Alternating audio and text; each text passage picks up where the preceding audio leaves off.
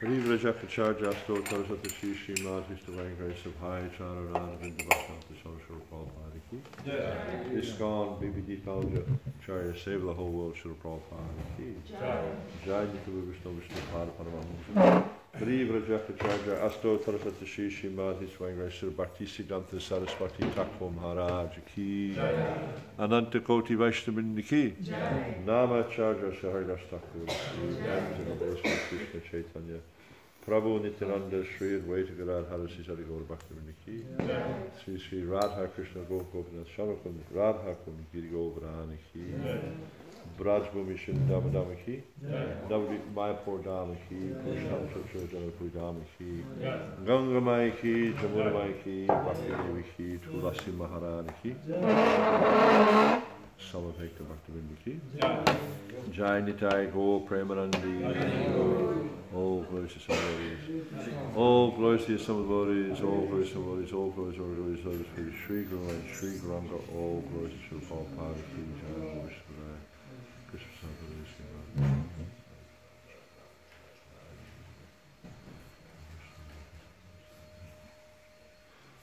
Jaya Jaya Sri Chaitanya Jaya Nityananda. Jaya Sri Chaitanya Jaya Nityananda. Jaya Dvaita Chandra Jaya Gaura Bhakta Vrinda. Jaya Jaya Sri Chaitanya Jaya Nityananda.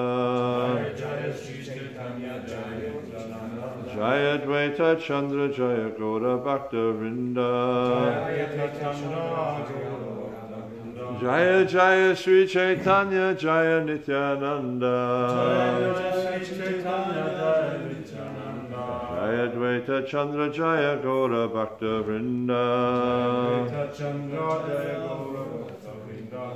Okay, so reading from the second chapter, and I think it's verse 100, I can't quite see it. Is that right? 99. Well, 99, okay, 99 on the board. Right, so I'll read, there's three verses at the start I want to read first. Sri Chaitanya Prabham Vunde Balopi Yaranugrahat Dharananamatagraha Vyaptum Siddhanta Sadaram. I offer my obeisances to Sri Chaitanya Mahaprabhu, by whose mercy even an ignorant child can swim across the ocean of conclusions about the ultimate truth, which is full of the crocodiles of various theories. Next one. Krishna Kirtana Gana Natana Kala Pato Jani Prajita Sadbhakta Valihangsa Chakra Madhupa Shreni Viharaspadam Karna Nandi Kaladvani Vahatume Jiva Maru Prangane Sri Chaitanya Dayanide Tavalasa Lila Sudaswaduni. O merciful Lord Chaitanya, may the nectarine Ganges water of your transcendental activities flow on the surface of my desert-like tongue. Beautifying these waters are the lotus flowers of singing, dancing, and loud chanting of Krishna's holy name, which are the pleasure abodes of your unalloyed devotees. These devotees are compared to swans, ducks, and bees. The river's flowing produces a melodious sound that gladdens their ears. You can understand why Krishna's Kaviraj is called Kaviraj, because Kavi means poet, and he's very poetic. And there's some of these verses in the Chaitanya Charitamrita are extraordinarily poetic. Okay, and then Jaya Jaya Sri Chaitanya Jaya Nityananda Jaya Dvaita Chandra Jaya Gaura Bhakta Vrinda. All glories to Lord Sri Chaitanya Mahaprabhu and Lord Sri Nityananda. All glories to Dvaita Chandra and all glories to the devotees of Lord Gauranga. Right, we'll get on to text 99. Each chapter of the Chaitanya Charitamrita, Krishna's Kaviraj, starts with different glorifications of Lord Chaitanya Mahaprabhu, and some of them are very, very beautiful. Okay, so we have this verse. Kishora Sarupa Krishna Swayam Avatari Krida Kare E Chayarupe Vishwa Bhari Kishora Sarupa Krishna Swayam Avatari Kishora Sarupa Krishna Swayam Avatari Kridakariye Chaya Rupa Vishwabhari Kridakariye Chaya Rupa Vishwabhari Kishora Sarupa Krishna Swayam Avatari Kridakariye Chaya Rupa Vishwabhari Kishora Sarupa Krishna Swayam Avatari Kridakariye Chaya Rupa Vishwabhari Kishora Swarupa Krishna Swayam Avatari Kishora Swarupa Krishna Swayam Avatari Kridakare Chaya Rupe Vishwabhari Kridakare Chaya Rupe Vishwabhari Kishora Swarupa Krishna Swayam Avatari Kishora Swarupa Krishna Swayam Avatari Kridakare Chaya Rupe Vishwabhari Kridakare Chaya Rupe Vishwabhari Kishora Swarupa Krishna Swayam Avatari Kishora Swarupa Krishna Swayam Avatari Kridakare Chaya Rupe Vishwabhari Kridakare Chaya Rupe Vishwabhari. Okay. Kishora Sarupa, whose real nature is that of an adolescent. His real nature is that of an adolescent. Krishna, Krishna, Lord Krishna, Lord Krishna, Swayam, Swayam, himself, himself, Avatari, Avatari, the source of all incarnations, the source of all incarnations. Kridakare, Kridakare, he plays, he plays. these, These, Chaya Rupe, Chaya Rupe, in 6 forms, 6 forms. Vishva, Vishwa, the universes, universe, Bhari, maintaining. So straight off, this verse is establishing that Krishna's form is actually that of a youth, an adolescent youth. This Kishora Swarupa, Swarup means like the owner or the original form, and this is Kishora. And actually when we're worshipping the deities, we also worship this Kishora Lila. That's so important. Translation. The personality of Godhead Sri Krishna, who is eternally an adolescent, is the primeval Lord, the source of all incarnations. He expands himself in these 6 categories of forms to establish his supremacy throughout the universe. Responsively, please. The personality of Godhead Sri Krishna, The personality of God is Sri Krishna, who is eternally an adolescent, who is eternally an adolescent, is the primeval Lord, is the primeval Lord, the source of all incarnations. the source of all incarnations. He expands himself He expands himself in these 6 categories of forms in these 6 categories of forms to establish his supremacy to establish his supremacy throughout the universe. throughout the universe. Does anyone remember what the forms were? No? Oh, you probably haven't been here for the previous classes, right? Okay. So I think there was Vaibhav, Vilas, adolescent, youth, and partial and plenary. Yeah. Okay, next verse, because no purport. Echaya rupe haya anta vibheda ananta rupe eka rupa nahi kichu bheda. In these 6 forms there are innumerable varieties. Although they are many, they are all one. There is no difference between them. So this is a really important point. And because if we this chapter, it's kind of like technical. There's a lot of technical descriptions in this chapter, but it's a really important chapter of the Chaitanya Chandrita because it's establishing the supremacy of Krishna over all the other incarnations. Because many people consider that Narayan or Vishnu is the original form. And they use such logic like, well, Krishna's only got 2 hands, he looks like a human being, but Narayan's got 4 hands, therefore he must be greater because he's got more hands.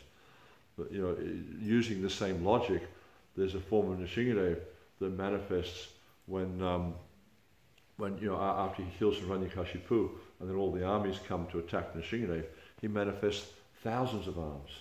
So if you're counting the arms to establish who's the greatest, then the one who has the more arms must be greater. But it's not a valid argument. So this is defeated in this chapter. And so it starts off by there's a few major sections here, and like we'll see in the beginning, this chapter it starts off talking about the three features of the Absolute. We're all familiar with the three features of the Absolute.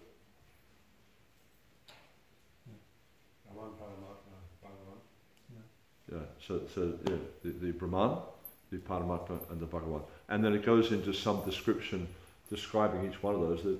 There's about 5 verses describing Brahman, a similar amount of verses describing Paramatma, and then the rest of the chapter essentially is describing the Bhagavan feature of the Supreme Personality of Godhead. Yeah. And then if we look at that, we get up around verse 57. Krishnadas Kaviraj, he opens up the discussion about how some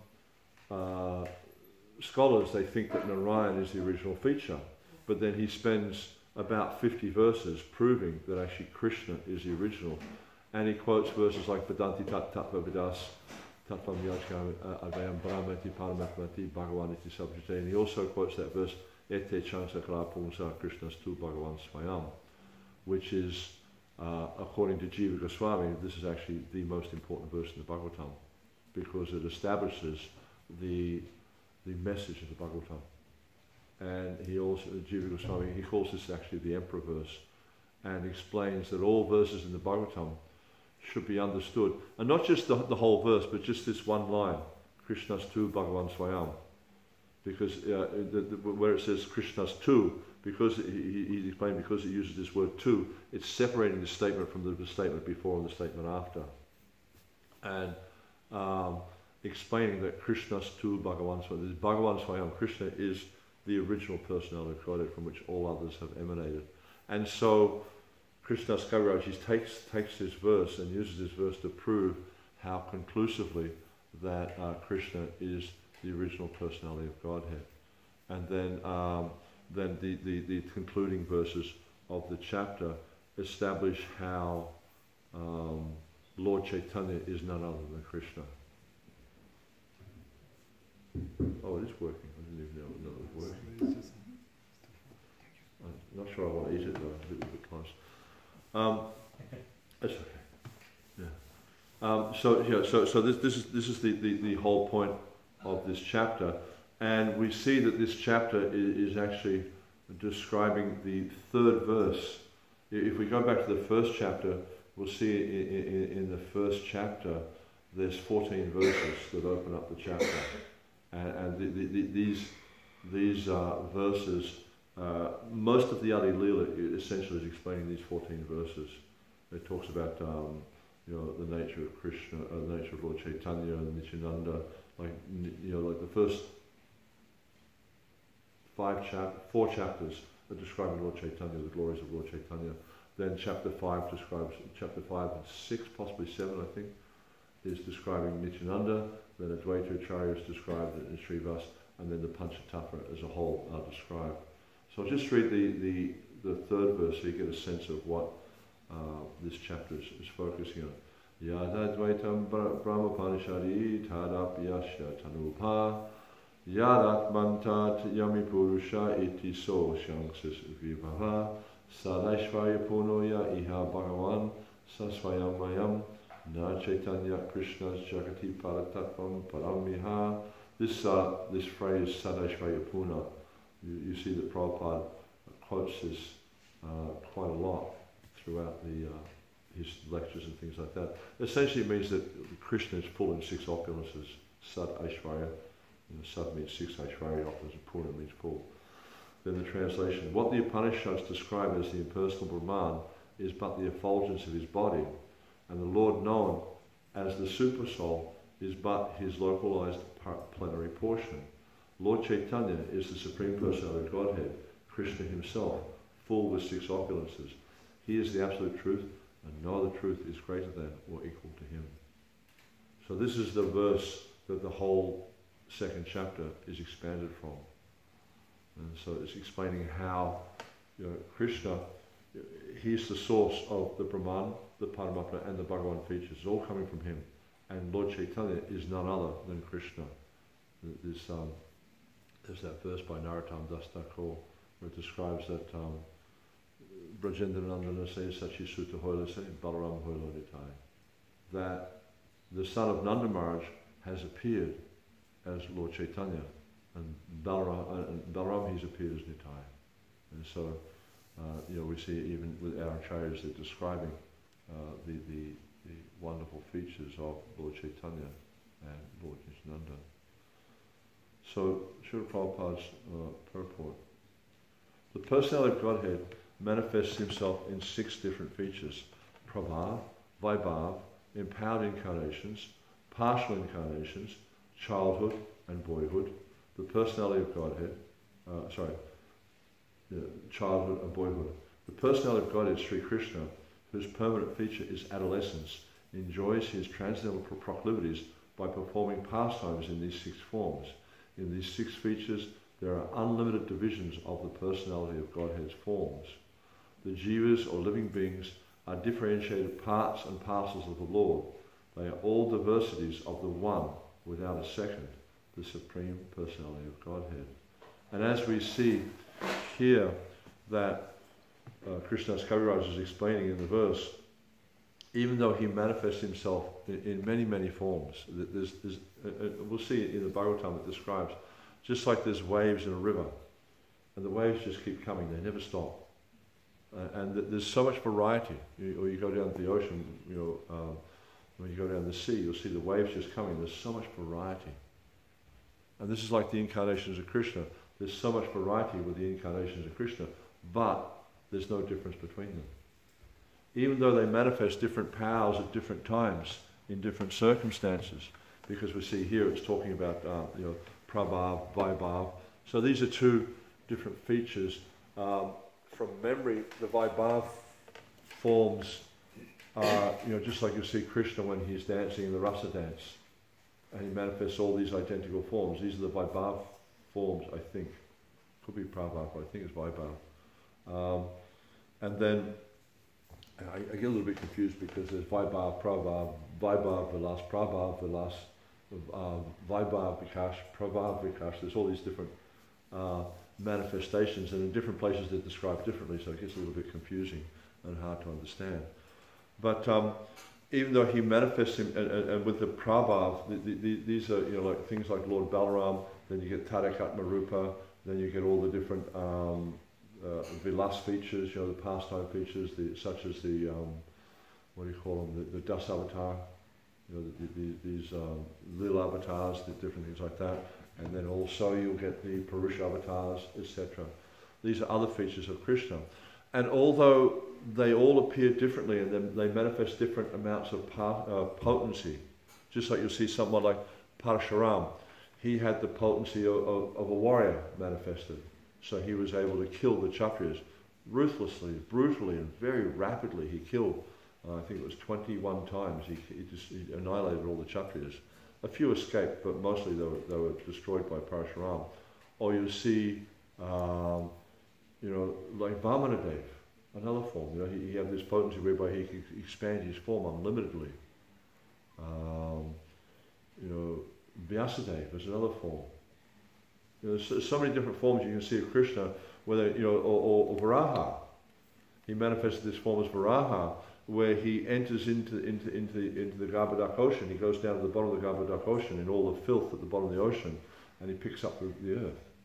So he manifested this form which was suitable for going into such a dirty place. But even though they may seem to be partial forms, and this is described in a lot of detail in detail in the Laghu Bhagavatamrita, the first 5 chapters of the Laghu Bhagavatamrita, they focus on describing the various incarnations of Krishna and how these different forms are manifested. But ultimately it gets to the point that Krishna is the Supreme.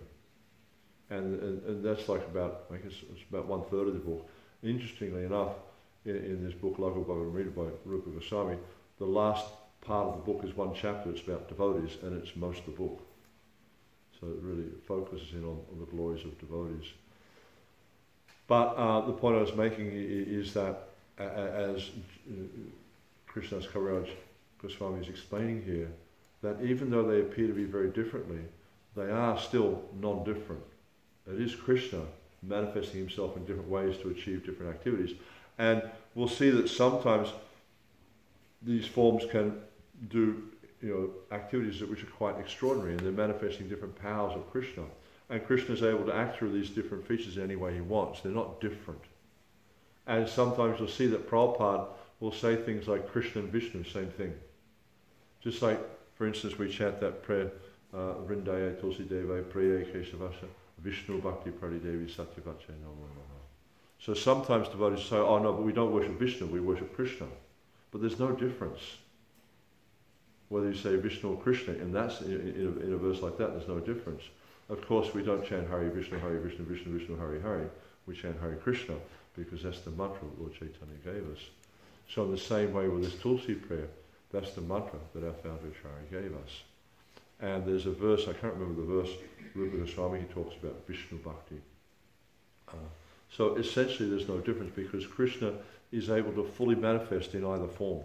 It doesn't matter. Of course he is originally Krishna, but he can manifest his potencies fully in any form. It's a little bit of a, in one sense, an esoteric kind of a concept, how Krishna can manifest himself in so many different forms, yet they're all fully potent. Just like we see the deity, there's on the altar we have 1, 2, 3, 4, 5, 6, 7, 8 forms. Is it small? 7 forms of Krishna manifest. And they're different personalities, but they're the same personality. There's a Chincha Beta Beta Tattva, simultaneously one but different. And our whole philosophy is pervaded by this concept of how Krishna's expansions or his manifestations are nothing but Krishna, but they're different. There's a Chincha Beta Beta Tattva. It's very, just like Krishna's Kaviraj describes, he says, Shivera Supahoy Krishnena Nitidas, Krishnena Tatasta Shakti Beda Beda Prakash. So the jiva, we're all jivas, and the constitutional position of the jiva is to serve Krishna. But the jiva is a manifestation, it's just Krishnena Tatasta Shakti. So the jiva is a manifestation of Krishna's Tatasta, or his marginal potency. So Krishna has 3 potency. He has this material potency, which is matter, all this material energy. Then he has his Chit Shakti, or his internal potency. Then in between he has the Tatasta Shakti, which is hovering in between the two. And the Tatasta Shakti is of the nature, it can be attracted to one or the other. It can be attracted to the material nature, in which case it gets covered over by Maya, and then it gets immersed in the worldly affairs, or it can be attracted by the spiritual potency, in which case the natural state or the original state of the living entity becomes revealed. And so Krishna consciousness is about trying to influence the conditioned jiva with that spiritual state, that original spiritual state, and awakening the jiva to their original consciousness. So this is the nature of the jiva, is they can be easily influenced one way or the other. And it says, Krishnera Tathasta Shakti Beda Bed Prakash. So it's a manifestation simultaneously different, but not different from Krishna. We're all little Ishwaras, we're all little gods, very limited. We have the same nature as God. We have this same spiritual nature. Prabhupada would often say we have the same quality, but not the same quantity. The quantity is vastly different. Although you'll see sometimes when Prabhupada glorifies personalities like Lord Brahma, of the 64 qualities of Krishna, I think Lord Brahma can possess 52, I think. I can't remember the exact number, it's mentioned in the Nectar of Devotion. But he can possess, many of the qualities of Krishna, and in quite he possesses these qualities in quite a substantial amount. And sometimes we see that Prabhupada will say that Lord Brahma is almost on the same level as Krishna. Especially when you take it from our perspective, Lord Brahma, it's just like, if you kind of look at a big long staircase, and like you look at the top two stairs, like Lord Brahma's here and Krishna's there, he's still way above him in terms of potency. Krishna's potencies are inconceivable. It mentions like how Krishna is unlimited. It's described in the scriptures how he's unlimited, and therefore to quantify something that's unlimited is not possible. And this is the nature of Krishna. It's not possible to quantify his potency. Yet we see the Acharyas will describe how Lord Shiva and Lord Brahma are almost on the same level, but they're not. They're not on the same level because Krishna's potency is unlimited. But from our perspective, when you look at someone like Lord Brahma or someone like Lord Shiva, it seems like, and people do get confused when they're approaching Lord Shiva. They think Lord Shiva is God because he's so great.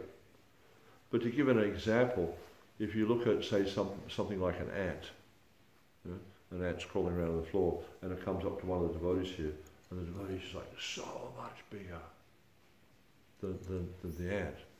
And the ant might think, oh, this is God, because they're so powerful.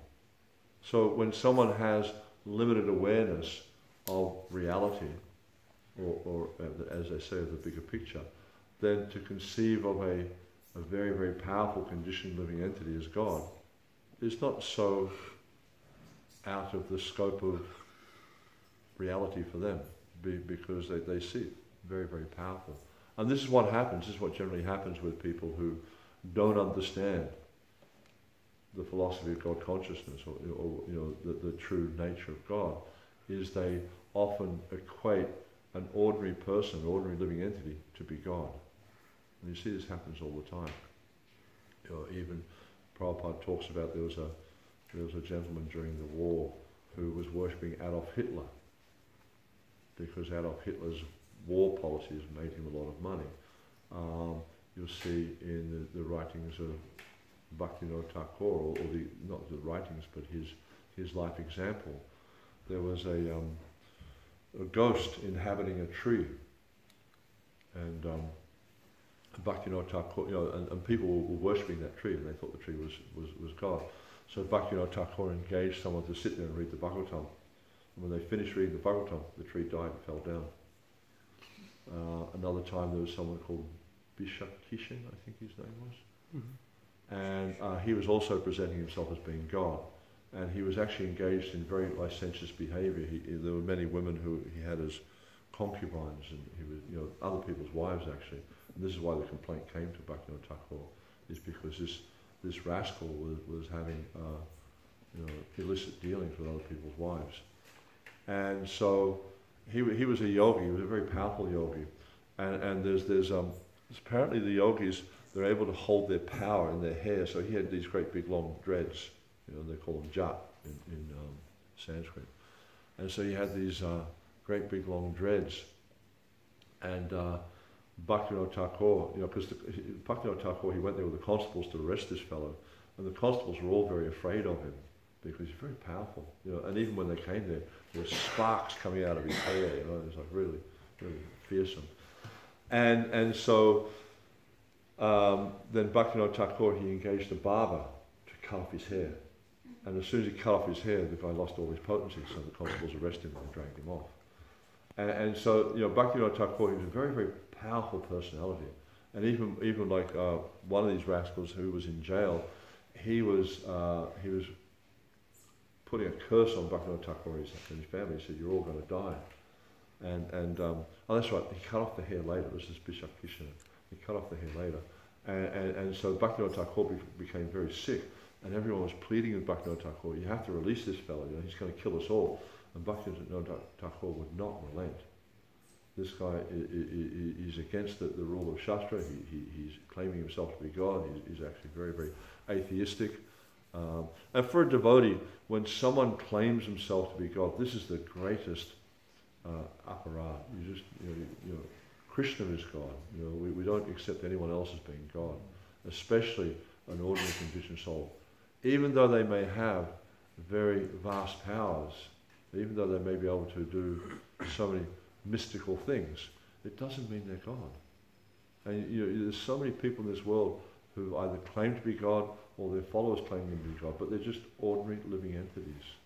And you'll find, you go to a place like India, and Prabhupada would often say, in India there's a God on every street corner. There's so many people claim, or are, by their followers they're claiming them to be God, but they're just ordinary living entities. Just like this rascal, what was his name? There's two. There's the Rajneesh guy I can think of, and also Sai Baba, the guy with all the frizzy hair. Yeah. They're just mystics. They just have some. Rajneesh was just a psychologist, and he was able to talk to people in such a way that he could bewilder them into thinking he was God. But Sai Baba is just a mystic. And actually it's interesting, because he just used some magic tricks. He could produce a little bit of ash, you make a little bit of ash and he thinks he's God. But if you have a forest fire, how many tons of ash are produced? It's just irrational. And actually there was some years ago, there was a magician who challenged Sai Baba. Okay, I'll go against you trick for trick. Yeah? Sai Baba wouldn't do it, because this magician was a very, very talented magician, and he could do all sorts of tricks. And it just would prove him that he's just a rascal. And even like some years ago, there was a expose in that magazine, India Today. It's kind of like the Indian version of Time magazine or Newsweek or something like that. And it exposed him to being a pedophile, for being a pedophile. But no one took any notice of it. This is the nature of things in India. You can sort of point out that this incarnation of God's a pedophile, and no one will do anything about it. So anyway, you can see all these persons who are claiming to be God are actually just cheaters. They're just cheating innocent people. And this is the situation in this material world. There's this what's that word? There's a verse, the cheaters and the cheated. And you'll see it's like that. There's so many people in this world who have some mystic power, or they have some yogic ability or whatever, and they just bewilder innocent, uneducated people into thinking that they are incarnations of the Supreme Personality of Godhead. And this is why chapters like this are very, very important, because it's explaining philosophically how it is that Krishna is God, why it is that Krishna is God. There's a whole section there where Krishnadas Kaviraj is recounting this conversation between Krishna and Lord Brahma. And Lord Brahma is showing, in 3 different ways, he shows how Krishna is the Supreme Personality of Godhead. And it's really helpful for us to understand these discussions, because then we can understand, not that we just, obviously there's a degree of emotional acceptance of Krishna as God, and ultimately these emotions or these sentiments, they become supreme. You'll see in the exchanges between the residents of Vrindavan and Krishna how the emotions, they reign supreme. But also there's a philosophical understanding behind that. You'll see that the residents of Vrindavan, sometimes when they engage in various conversations, how they're explaining the nature of God. They understand fully the nature of God. It's not just some sentiment. And so the same is there for us. We need to understand philosophically how it is that Krishna is God. Not just some sentimental, he's very beautiful, he's blue, he does wonderful paths. But no, understand how he's God. There's an interesting story to demonstrate this point. Narad Muni was going to the spiritual world, to Vaikuntha, to see Vishnu, and he happened upon a Brahmana. And so the Brahmana, the Brahmana offered him a seed, he offered him water, he was offering him kind words and things like that. And then it came to pass that he asked Lord Brahma, Narad Muni, "Oh, my dear Narad, where are you going?" So it's interesting you should ask that. Actually, to backtrack a bit, I forgot the first part of the story. No, that's all right. Yeah, that's okay. I'm getting confused with something else. He says, "Interesting you should ask that. I'm on the way to visit Lord Narayan." "Oh, you're going to see Narayan? Can you ask him?" Because the Brahmana, his whole life he'd been practicing all his different, Brahminical vows, duties, etc. And he was interested to know when I'll achieve emancipation, when I'll go back to Godhead. So he said, "Okay, yeah, I'll ask him that." Then Narayana continues on his journey, and he comes upon a cobbler. And the cobbler, he's just so overtaken with emotion to see Narada Muni, such an advanced devotee of Krishna. And he doesn't have anything, but he offers Narada Muni a seat. He says, please sit down, my dear Narada. I'm so fortunate you've come to my home, and he's offering kind words and stuff like that. And then so it comes to pass that the cobbler also asks Narada Muni when he'll achieve his emancipation. And then so Narada Muni says, sure, I'll ask Narada. He tells him he's going to see Lord Narayan. And then so Narada Muni, he gets to the spiritual world, he sees Lord Narayan, and he's glorifying Narayan, and thank you. And Narada Muni, he says, oh, actually, my dear Lord Narayan, when I was down there on the Earth planet, two of your devotees, they asked me when they would achieve liberation. One that was a Brahmin and one was a cobbler. And so when will my dear Lord Narayan, when will they achieve liberation? And Lord Narayan, he gave a very interesting answer. He said, yes, the Brahmana, he will not achieve liberation for many, many births. But the cobbler, he will achieve his liberation at the end of this life. And Narada Muni says, my dear Lord Narayan, how is that possible? Because if you listen to Prabhupada's recounting of some of these different stories, the exchange between Narada Muni, because Narada Muni also is a very, very elevated devotee, very, very elevated. Sometimes he has different types of banter with Lord Krishna, Lord Narayan, where he's almost challenging him. And I think you have to explain what a cobbler is. I don't think everybody knows. cobbler. Does everyone know what a cobbler is? Yeah. Someone who makes People won't know. someone who makes shoes. Yeah, the maker of shoes. Yeah. So it's in Sanskrit, a Brahmin is referred to as Suchi, and a cobbler is referred to as Muchi, because always dealing with leather. Yeah. So so Lord Narayan says, yes, the Brahmana, it will be many, many births before he goes back to Godhead, or comes back to me. But the cobbler, the Muchi, after this life he'll come back. And Narada Muni is but how is this possible? The Brahmana, he's performing his Brahminical duties, he's dedicated to his vows, he's chanting his verses, he's performing austerities. Whereas the cobbler, he's a Muchi fellow, he's engaged in making shoes all day long. How is this possible? And Lord Narayan says, okay, they'll ask you, what was I doing? This is by his mystic potency, he knows what's going to happen. And he says, they'll ask you what I was doing. And you can explain to them that I was threading an elephant through the eye of a needle backwards and forwards.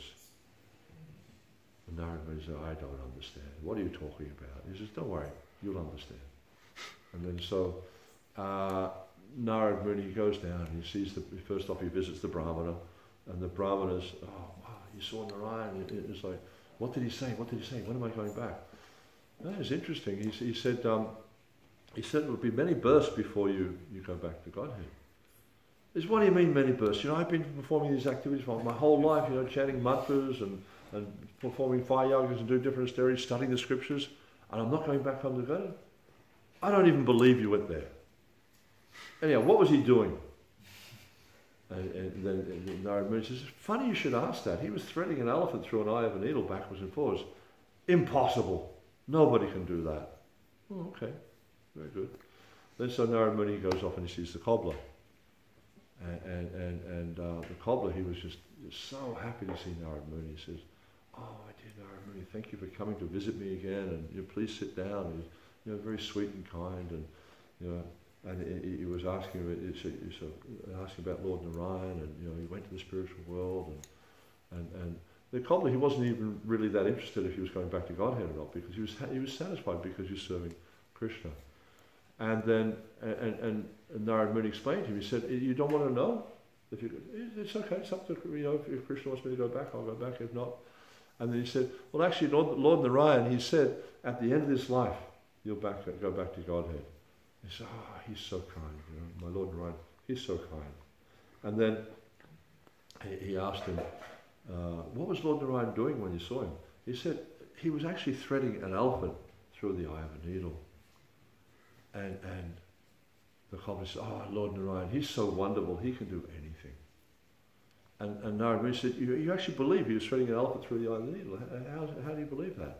And he said, Lord Narayan can do anything. It's just like, here I am, I'm sitting under a banyan tree. And in the banyan tree, there's thousands and thousands of figs. And in each fig, you've had figs, yeah? You know what they're like? There's so many hundreds of seeds inside of a fig. And in each seed, there's a banyan tree. So if Lord Narayan can put a banyan tree, huge banyan tree, into a seed the size, because fig seeds are tiny. If he can put a huge banyan tree into a seed, to thread an elephant through the eye of the needle is very easy for him.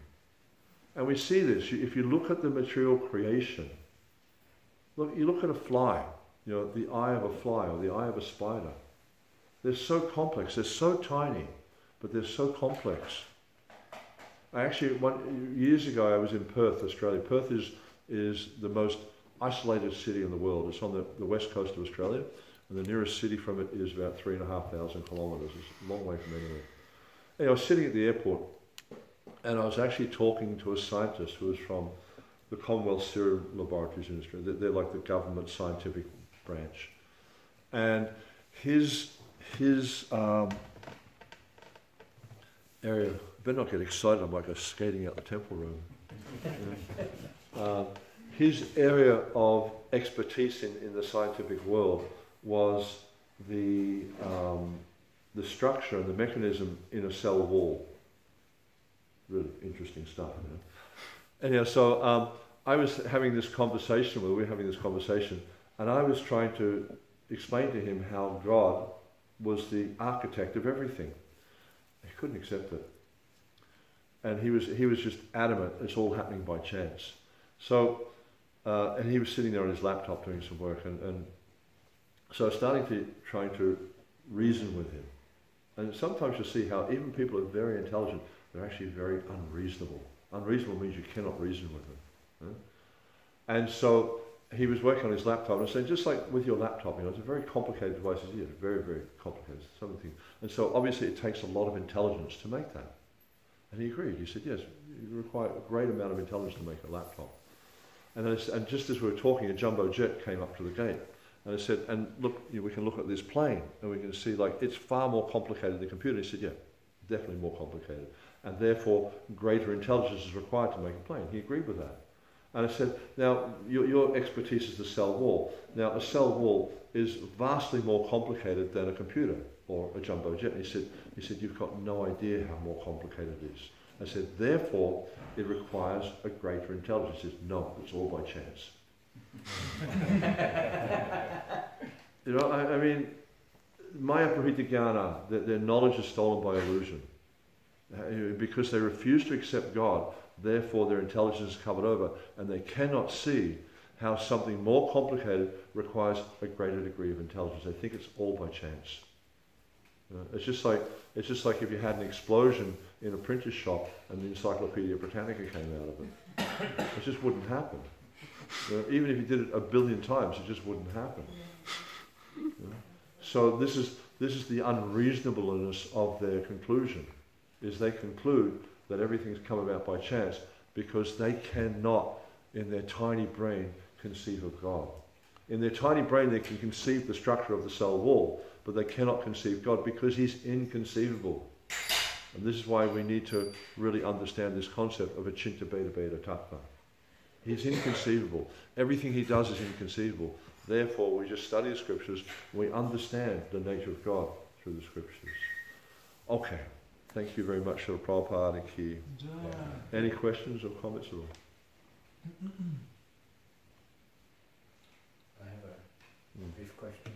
Are some of these mystics actually honest and say to people, you might look at me as God, but I'm not God?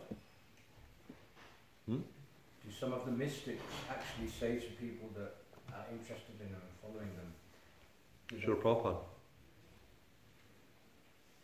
He would often say that. Else? Lord Chaitanya would also say that, even though he was God, No, generally speaking not, because what happens, I was having a conversation with, actually, was it the buddy picked me up, Rahini? Was it Rahini? Is his name Rahini Hunter? Yeah. Yeah, he picked me up yesterday and we were talking about that. I think it was him. How you see some of these rock stars and stuff like that, because generally they live a very decadent lifestyle, intoxication, illicit sex, etc. But some of them in the modern, because I remember like, actually it was in Germany. The devotee who was dropping me at the airport in Germany. That's at this train station in Germany. We were talking about it because we were talking about Janis Joplin, Jimi Hendrix, all these type of people, how they died of drug and alcohol overdoses, and he was explaining how some of them actually lived quite a healthy lifestyle. But the reason they live the healthy lifestyle is because they want to maintain their lifestyle as long as they can, because they're attached to the adoration they get. So you'll see that when, like if someone, for a conditionally living entity, when they get worshipped as being God, that's very intoxicating. People bowing down at your feet. And we've seen this in ISKCON, how even devotees who have the leadership position sometimes, they get enamored by the adoration they get. Therefore, if you ever do get into a leadership position, it's wise to try to minimize that, to not allow devotees. And sometimes devotees get carried away, You've got to sometimes be asapujas and you hear the comments that devotees say about their spiritual master. I mean, it's nice to have that affection, but you should keep it within the realms of our siddhanta. It's nice to have those feelings, but keep it within the realms of siddhanta. Don't start making stuff up. Oh, the sun rises because of you, Guru Maharaj, and all that sort of stuff. Because that's just not reality. We understand Sakshat Hari. We understand that we should worship him as good as God, but not that he is God. So what happens is when one gets into a position of being adored by others, and sometimes you see these rock stars and famous people like that, they'll have like young women literally throwing themselves at their feet, willing to do anything they want because they're so enamored by this personality. And the same thing happens when you advance in spiritual life, is people become enamored by your spiritual prowess or your spiritual advancement. So, in other words, it's really, really difficult for these people to let go of their they're completely egos and everything. They're just honest towards people. They're just sort of absorbed in their false egoistic perception of what's going on. And this is why, in devotional service, it's really important for us to study the scriptures. One is so we can understand who we are, who God is, what's the relationship. I'm Anu, I'm atomic, I'm tiny. He is Vibhu, he is great. You have to understand the perception. But also have a good network of friends and listen to your friends, So if you're making advancement in devotional service, and we've seen, that there have been devotees in ISKCON over the years that unfortunately left, but they didn't have anyone they would reveal their heart to and take guidance from. Because, it's easy to get bewildered by Maya. I was listening to a class last week, and Prabhupada was talking about this, where, if there's just a slight bit of slackness in our Krishna consciousness, Maya is right there. And she's, you don't even perceive, Maya's so expert, like sometimes the word Maya or Durga is used to describe a fort, like a prison. So Durga and Maya, same personality essentially. And it's very interesting, if you look at a prison house in the material world, right? I don't know if you've ever seen one, but they have, really high fences, barbed wire, razor wire, spotlights, guards with machine guns, all this kind of stuff, Very difficult to get out, very difficult to escape. This material world is so interesting. It's a prison, no guards, no fences. It's just, we keep ourselves here because we're so enamored by it. This is the effectiveness of Maya. She's able to bewilder the living entity to such an extent that the living entity thinks this is a nice place. Such an amazing prison house. And creating all these different illusions like I'm a great this, I'm a great that, I'm the Supreme Personality of Godhead. I mean, if you look at the difference between us and God, especially you read this chapter, and it gives a really clear understanding of who God is, how can a living entity possibly think they're God? It's just, they're so bewildered by the influence of Maya to think that we're God. And this is what these mystics do. They wind up thinking they're God. And and Prabhupada says sometimes this is the last snare of Maya, is for the jiva to think they're actually God. with this stinking body, and so limited in our capacity. And it's like one time there was one of these yogis who thought he was God. He had to go to the dentist, and Prabhupada was scoffing at him. He says, "God needs to go to the dentist." And that's the nature of this material world. Is we get bewildered by it. We think all these foolish things. So this is why, please study Prabhupada's books. It's so important every day. Huh? It's their pastimes. They go to the dentist. It's a pastime. Yeah. Well, show me the pastime where Krishna goes to the dentist. There's nothing like that mentioned. And there's so many pastimes discussed in Prabhupada's books and the books of our other acharyas. But you'll never see, Krishna going to the dentist to get his mouth drilled or get a tooth pulled out. You'll never see him going to the doctor to get his blood pressure taken. His body is such an under. It's transcendental. It doesn't have any of these material inebriaties.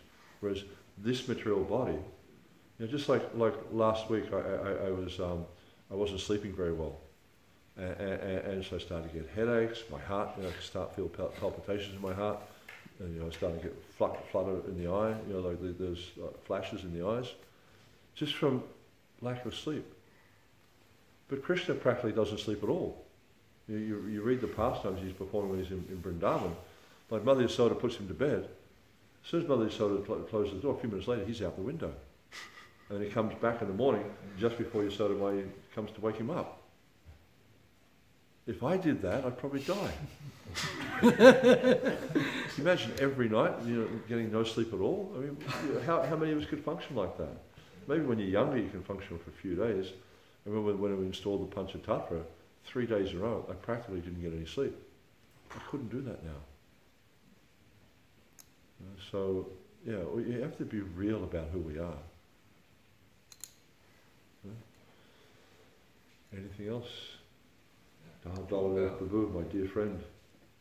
The question is asked in Jayadharma, the chapter that the jiva embodied by Maya. So at the end, it said, how can one escape the material world or get out of the material world? And the answer is by sadhu-sangha. That way. Sadhu-sangha, shava shastra hoy, lava matra sadhu-sangha, sava siddha hoy. Sadhu-sangha. Yeah, the verdict of all revealed scriptures, that even by a moment's association with the sadhu, one can achieve all success. Because the sadhu is going to direct you on the path of Krishna consciousness, because ultimately the only solution is Krishna. There's no material answers to material problems, there's only a spiritual solution. And that solution means to take shelter of Krishna's lotus feet. And the best way to take shelter of Krishna's lotus feet is through the association of devotees, because the devotees are always taking shelter of Krishna. And that's why, as mentioned with Prabhu's point, it's like when you make advancement in devotional service and you start to get followers, make sure you have good devotee association, because they will tell you if you're going off track.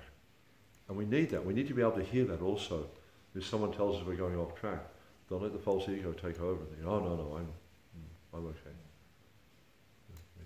It's very, very important to cultivate good association, but also cultivate humility, because without humility, Prabhupada describes this in the 13th chapter of the Gita, without humility, it's not possible to make spiritual advancement.